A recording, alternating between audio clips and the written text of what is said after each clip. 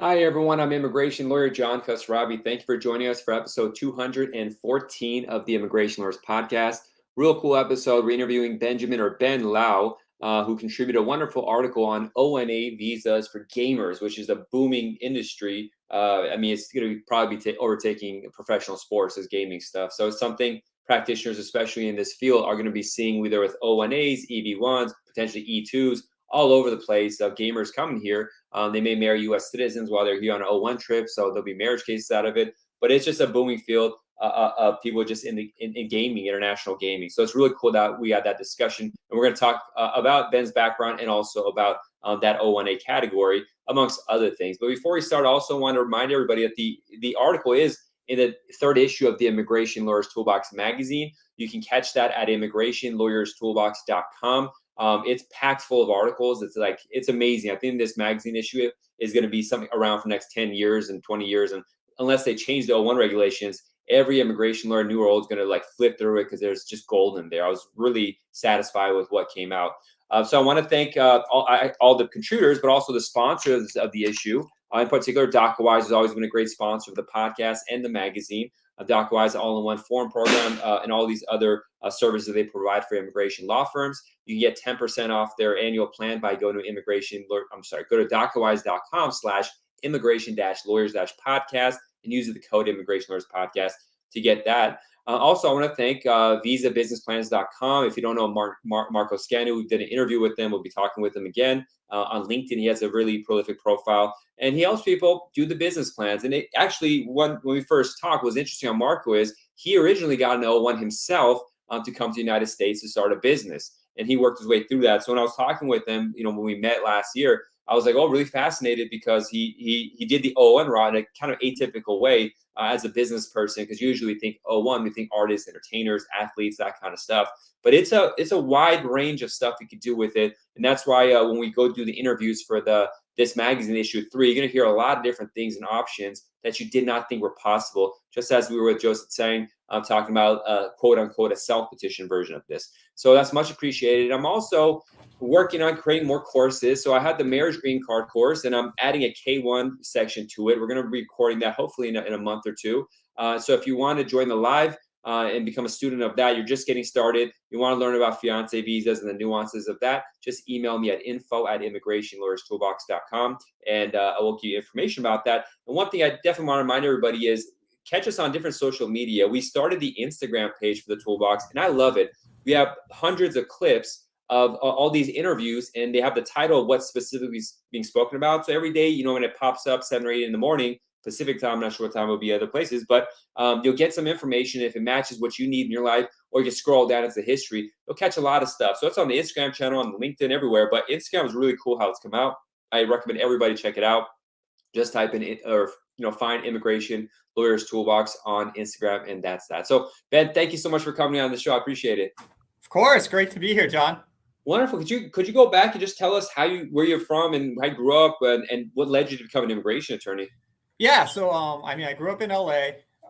Really, I just kind of stumbled into becoming an immigration attorney. I went to college, tried out computer science, realized that wasn't what I wanted to do, and then came in and decided to try law. But before I really got into it, I went to work at a JPL as a paralegal and just happened to be working in immigration there. So while there, I worked with a bunch of research scholars and basically researchers. Lots of O-1s there. One guy I remember I was working on, he would send probes to other planets, working on trying to determine if the atmosphere on the other planet could support life. So I went from there to work in tech at an immigration firm in the Bay Area, and then decided to go to law school after that. Very interesting. And then now you're working at Jackson Lewis.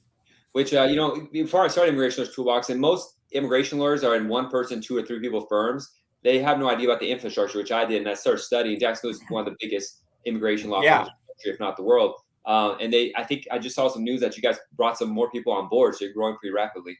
Yeah, we're growing pretty rapidly, and we're really trying to expand the services we offer into more locations. And we are one of the few national brands for immigration law, and our firm primarily focuses on labor and employment. So it ties really well with the immigration services and the labor and employment to really address all of our clients' needs. How far down do you go? Do you go do marriage cases, family cases as well, or is it more business investor kind of stuff? Majority of my cases are business. We do, we'll do marriage-based cases and other family type cases, but really it would be related to some kind of business case or employment case we're working on. Thing, yeah. Wonderful. So good to know. So you do a lot of different kind of cases. You have an E2 article coming up in the next issue, along with Zane, which is your colleague. Let's focus on the O-1A. It was really interesting because gaming is an area that it's still new, so it's not necessarily accepted by everyone to think of it as what it is. But if you look at the statistics, it's a behemoth. It's like a giant thing. Right. What kind of things are you seeing? More clients in this area, and how is USCIS dealing with these cases? So really, I mean, when I started, I've been practicing for about a decade, and really when I came in, it was seen as I even had trouble coming to terms with like video game clients. I was like, how do you make someone extraordinary in the video game field and not make it sound like we're talking about Mario Brothers or something like that? Yeah. The person I learned under, he's like, you don't call it video games, you call it interactive multimedia entertainment productions. Sounds much more impressive. Yeah. And then you would go from there. And now, I mean, it has grown significantly since when I started. And I think it really showed up during during the COVID pandemic when the video game field boomed to surpass, I think they surpassed the movie industry. Wow. And I think it really came to terms with the vast majority of like even private equity and other businesses, just how much money was available and how this was just, it was an entertainment field. And there's just a whole new generation of individuals who grew up on video games, like myself, who now have a lot of disposable income and are now using that. And that's what you want to do. You want to buy the $500 gaming system. And now the games are $70, $80 a piece. And so they're investing a lot more. Similar to like Grand Theft Auto, you're looking at not billions, hundreds of millions invested in a single title. Like that was unheard of maybe 10 years ago. But they're blowing out these movies that are like the same budget sometimes. So, what countries is an O1 or a gamer generally coming from, or is it just so spread out? There's no dominant countries. There's no real dominant country. I would say the vast majority of artists come out of Asia. And the rest it's kind of spaced out. I haven't seen really any kind of focus on any country in particular. And it really will depend on where maybe there's a parent company like CD Projekt Red's mainly in Eastern Europe. There's big studios in the UK. There's studios in France. And there's Ubisoft in Canada. So they will drive some of that just simply because there's a big hub there. Yeah. Like when I imagine it, or when I see these competitions, there's always a lot of South Korean kids, and I can say kids in a dark, but like very young people. Right. A lot of times they're like in groups and teams. Is that how their competitions work? It really depends on it's going to depend on the game they're playing. StarCraft 2 has really fallen off, but that was primarily, that's a 1v1 type sport. League of Legends, which is still fairly popular, that's a team sport. It's 5v5. Other, Counter-Strike, I believe, is still a team one. So really, like any other sports, like tennis versus baseball versus basketball, it's going to depend on how the game was structured. And then do you get different kind of things like a P for them, or like instead of an O&A, I don't do O's and P's, so I'm not well versed, but for the group ones, is there a different kind of visa category or O&As for individuals, or? So basically for athletes, if we're looking at esport athletes, you're primarily going to look at P's. The criteria is significantly lower. The bar for the regulatory bar is much, much lower. And then you're right. If it's a team, you can combine the team. So the success of the team can be imparted on everyone on that group. And so that's how they would come over.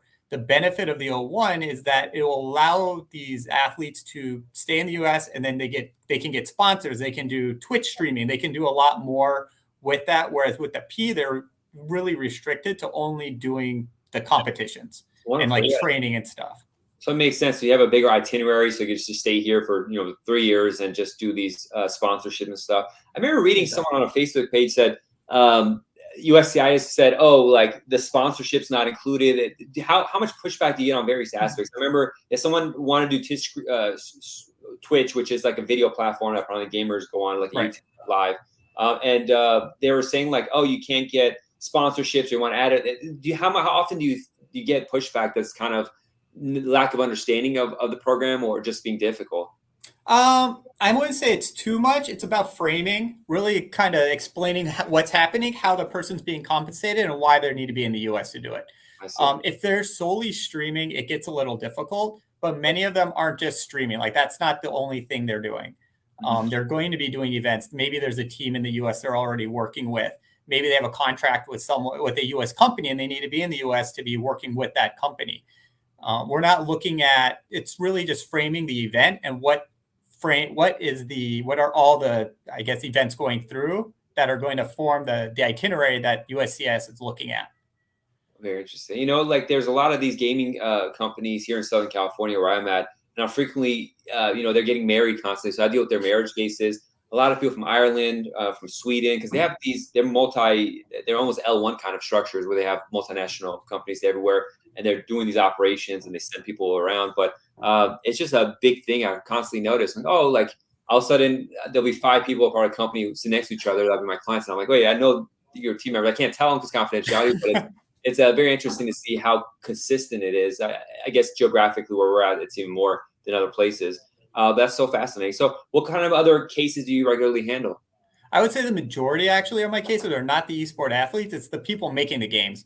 So we're looking at a lot of the artists, and like in my article, I talked about programmers. Programmers seems to be the biggest one lately for the sole purpose that everyone is having difficulty hiring programmers. Every company I talk to, every recruiter I talk to talks about how they can't find enough programmers. They can't locate them, whether they're abroad or in the US. Yeah. And so trying to get them here, especially with the complications of the H-1B visa, and there just not being that much of that available, that visa just being so restricted, that the O-1 and working towards an O-1 is becoming a viable option. And these companies are willing to invest the time of 1 to 2 years to try to work up some of these candidates, to tell them to do, you need to do judging, you need to get authored in publications, you need to write, you need to speak on panels.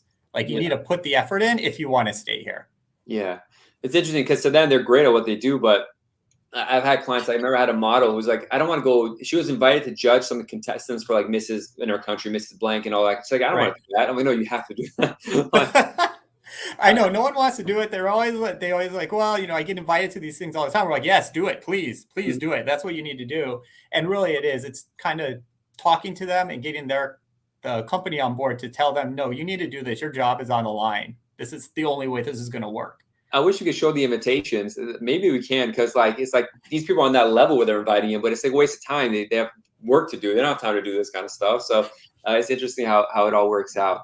So you guys do O's. Obviously, you do all these other things. A sneak peek. You guys are going to be talking about what is it, Bitcoin or cryptocurrency? Cryptocurrency, right? Cryptocurrency and E2. So that's going to be a fascinating thing. I look forward to that article. That's going to come out in probably January. So people have to hold on a little bit. That's going to be an interesting one. You're really at the frontier of all sorts of law, not just immigration. Right, and there's a lot of crossover because a lot of these new studios, especially ones that have started up, during the pandemic, it's a lot of foreign funding coming in to run them. So how they're getting funded and the visas they need for their individuals and their client and their employees there's a lot of crossover and relationship between them. Oh, one of the cool things, one thing about cryptocurrencies is this chain of transactions that you can follow. And that makes these source of funds really easy because you're like, well, I mean, I don't know how the chain looks. I've just heard there's this like thing, but if it's something on paper to show, is that how it works? Have you seen that? I don't really know enough about cryptocurrency other than what I mean, it's hard. I don't know how to explain it because while there is the chain you can follow on like cryptocurrency, the issue is trying to convey that to USCIS. Yeah. We are dealing with a very an old bureaucracy, and we're dealing with individuals. These officers have very limited time to review these cases. And in terms of some E2s, when you're going to the consulate, while they have months to do it, you're still dealing with individuals who are you need to educate them as well as provide the evidence and then point to where in the evidence shows the chain of control. Yeah, it's a hard thing. Like when I back when I was doing EB1As, that when I did a couple of YouTube stars, I was like, these people are bigger than cable news or even network TV shows. But like Like, how are they going to believe this? How do so much research show YouTube is bigger than television? Television is like nothing. Exactly. Yeah, it worked, but I was like, I got to be careful because they might have a mindset from 1990 and be like, what's YouTube? What is that? It's a joke or something. Yeah, I feel like it spent so much of my time just supporting why YouTube's important, why this podcast is important, why is it significant that they won this award. Yeah. And it has become less of a pull lately, or less of a lift lately, I think, is as it became more adopted and as it became talked about in mainstream media, that it was easier for the USCIS officers to really understand what was going on and why someone with 2 million views on YouTube that's a significant achievement. It's not something to scoff at.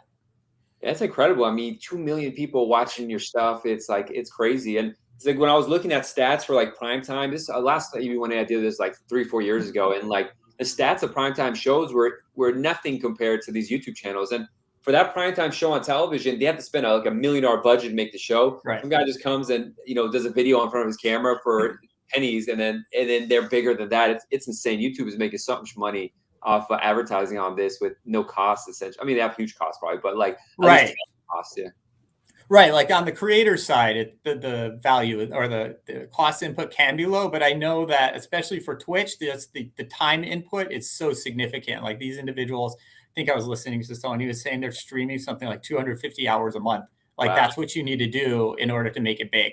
And just that time commitment. He's like, if you're going to do this, you need to you need to dedicate yourself to it. You need to tell your family, your wife, everybody that like, this is what I'm going to do. Everything else is coming second. Yeah. So I know a lot of the bigger stars have switched over from Twitch to YouTube simply because YouTube was giving them the opportunity to not have to constantly be streaming all the time and just kind of do other creative avenues that they want. Yeah, it's hard because one is you have to do all these hours on these live shows and kind of people, it's like a voyeur kind of thing that they're watching constantly. And then you have to have the charisma consistently to be able to keep people into it, which is really hard. Even know. Really hard. Like just from working with entertainers and doing this podcast and stuff and having to, talk for some amount of time, I realized there's a reason why the famous celebrities and famous people on radio get paid so much. It's really hard to keep someone's attention consistently and really be on number one like that or on the top. Exactly. Yeah, I could totally understand that. And maybe we should be working that into these O1s now. When Joe Rogan got the $100 million deal, it's like, okay, great. Now it's new. People understand podcasting has a business component to it. It's not just people. It is people just talking to themselves most of the time. But there's a top 1% to actually do something with it.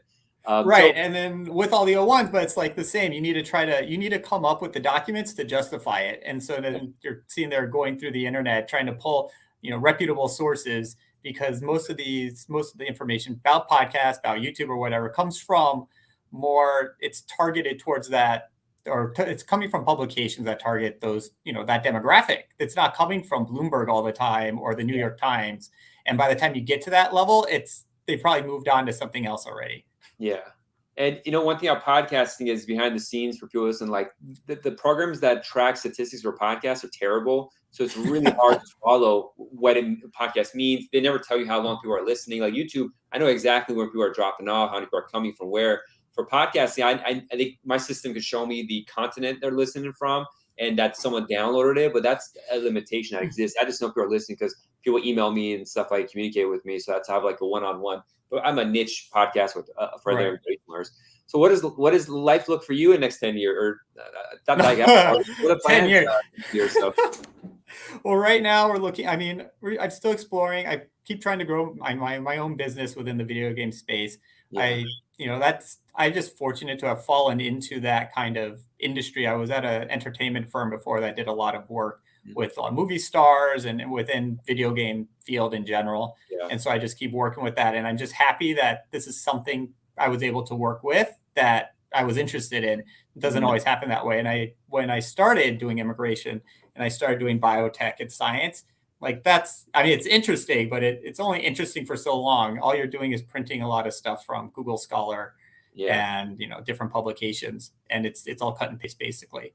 Yeah. So with video games, it's definitely interesting and it's definitely always changing, and trying to, help clients just meet those kind of different goals. Now, mostly staffing goals. Do you play video games? Do you have time to play? Not so much. I have 2 young kids. I have 2 daughters, 7 and 4. And so between work and then that, I try to get in some gaming. I am so old. I am doing StarCraft 2 still, which is so long ago, but I Grandpa recently game. got a PS5, so we'll see what we can keep going with that. I convinced my wife that that is a business expense for research. So I have a 4 and a 2-year-old, and we got the older one a video game, hoping that he'll just play and he'll keep distracted, but he wasn't into it yet. So then we got the dance thing so he could jump around, but he wasn't. oh Hopefully, pretty yeah. soon to play. It used to be we want to hide the case from the games. We're like, no, just give them a game to play. Now they're so creative. You can't be a dummy playing these games. Like I tried playing them, and like it's hard for me to figure out what I'm supposed to do, where I'm supposed to go. It's like I feel like an idiot playing some of these games sometimes. I was playing one. The most recent one I was doing was Horizon Zero Dawn, and my 7-year-old, like, she'll be really scared about some things, but for whatever reason, like robot dinosaurs is not one of them. And so she was really interested, and I was really excited. She would sit there and we would play together, and I would do something. She's like, "I told you not to do that." I'm like, "Yes, yes, yes, I know. It didn't turn out like I thought." And so that's really why the genesis of the PS5 was because the sequel to Horizon Zero Dawn is coming out in February. So it's another thing we can do together. But I did also get, when they had the Nintendo Mini come out and the NES Mini come out, or the Super NES Mini come out. We did that, and we showed, we're trying to play Mario, and Mario is much, much harder than I remember. I am not used to games with like life counts anymore. Wow. Like once N64 came out, the Mario, when it came 3D, that already threw me Right. off. I'm like still on Super Nintendo. Right. How old are you? I'm guessing you're my age, around like 30. Yeah, I'm 30, 39. Okay, so yeah, like I like 2D. When it comes to 3D, I'm like, whoa, there's way too much going on. Let's go back to the flat surface where you can't go backwards, only forward, kind of stuff. Then I played the Mario on what is it called, the Wii, that was interesting, pretty easier, but it's just too much going on for me. And plus, I was like, I need to make money and work. I can't get caught up in this. You get sucked in sometimes. I remember I was trying to play during college the shooting games like Call of Duty and stuff, and it's super realistic then. I can't imagine how it is now. Like sometimes you're in the heat of it, the lights are off. When you get hit, you feel like, oh my god, I really got hit. So it's intense how these games have become. Yeah, first-person shooter I was never very good at that. StarCraft was always my thing ever since college, and then recently I've been doing SimCity. I grew up on SimCity, so I played some Skylines was the next one I played recently. But yeah, like you, I don't have that much time. I feel like I'm back in high school where I can dedicate 30 minutes, 30, 60 minutes a day, and that's about it. Because otherwise it's just, with SimCity, I did like 5 hours with that and just watch it. So it can really get out of control real quick with those kind of games. Yeah, those are dangerous ones. Good stuff, Ben. Stay on the line now, but we'll say goodbye to everybody. But before that, if there's anything you want to mention, or importantly, how people contact you and your social media stuff, please let us know. Yeah, I mean, there's nothing. I don't really have anything else. Look out for that article we'll have coming up about the E2 and cryptocurrency. If you want to reach out to me, I can be reached at benjamin.lau@jacksonlewis.com. That's the best way to get a hold of me. I mean, with COVID and with like being into the entertainment field, yeah, I'm not always at my desk and can get a call.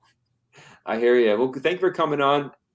It was a wonderful article. Like when I was reading it, I was like, "Oh wow, this." Because I'm thinking about the big picture of the magazine. I'm like, "Oh my god, his content is so good." So please check it out, everybody. Go to Immigration Lawyers Toolbox /magazine. Check out issue number 3. Wonderful article with your co-writer. What was Zane's last name? Zane Abidi. Habibi. Abidi. I apologize. We've been going back on LinkedIn for like 6 months now, and I just know Zane because it's a memorable name. But he'll be on the show to force him on as soon as possible. But appreciate it. I'll see you again in a couple of months. All right, everybody. Thanks so much for joining us. We'll be back soon with some more interviews. Bye-bye. Bye.